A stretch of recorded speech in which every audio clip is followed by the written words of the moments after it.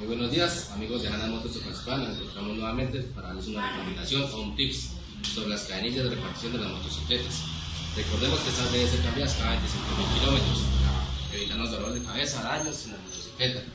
Como lo vemos en este caso, nos reventó una cadenilla, nos dañó el pistón, válvulas, bueno, un par de cosas más nos dañó. Amigos, los invito para que se acerquen a nuestros centros de servicio, Hanna Motos Principal, para hacerles un buen mantenimiento y evitar estos daños. Los invito este 17 de noviembre que se acerquen a instalaciones para hacerles un diagnóstico gratis de su motocicleta. Los invito a que visiten nuestra página para que vean todas las promociones que tenemos ahí para ustedes. Gracias.